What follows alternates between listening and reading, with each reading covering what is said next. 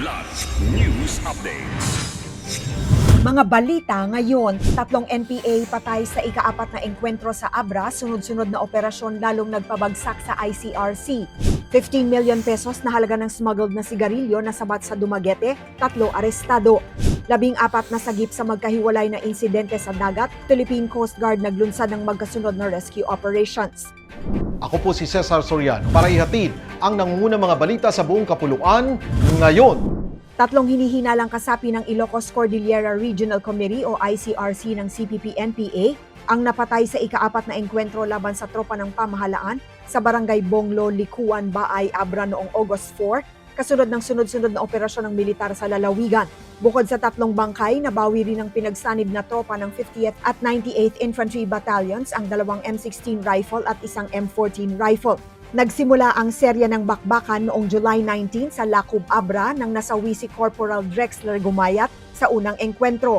Sinundan nito ng ikalawang sagupaan noong July 20 sa Tineg na ikinasawi ng isang rebelde at ikatlong engkwentro noong August 2 habang nagpapatuloy ang pursuit operations. Ayon sa 5th Infantry Division, ang magkakasunod na operasyon ay patunay ng patuloy na paghina ng nalalabing armadong puwersa ng ICRC habang nagpapatuloy ang kampanya ng pamahalaan laban sa armadong insurhensiya.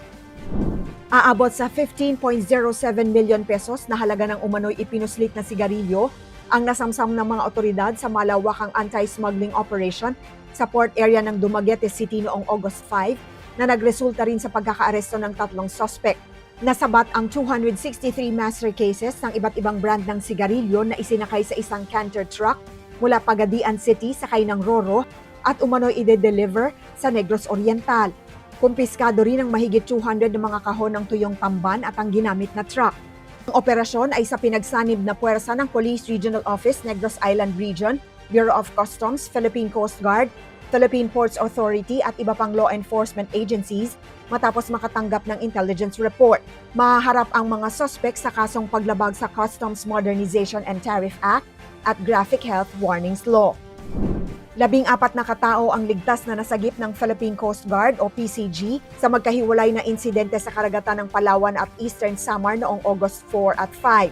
Noong August 5, 5 pasahero, 2 babae at 3 lalaki ang nailigtas matapos bahagyang lumubog ang kanilang motor bangka malapit sa Sitio Madukang, Barangay Kalandagan, Araceli, Palawan habang patungo sa Dumaran upang dumalo sa burol ng isang kamag-anak.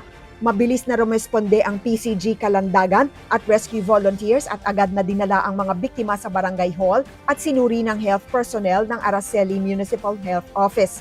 Samantala, noong August 4, 9 na construction workers ang nakaligtas matapos tumaob ang sinasakyan nilang hindi rehistradong motorboat sa Dolores Eastern Samar habang patungo sa isang breakwater at seawall project dahil sa malalakas na alon. Walang naiulat na nasawi o nasugatan sa 2 insidente. Para sa Kidlat News Channel, ako si Rosalyn Sinchonko, nag-uulat. Ako po si Cesar Soriano, kasama nyo sa bawat pagputo ng balita.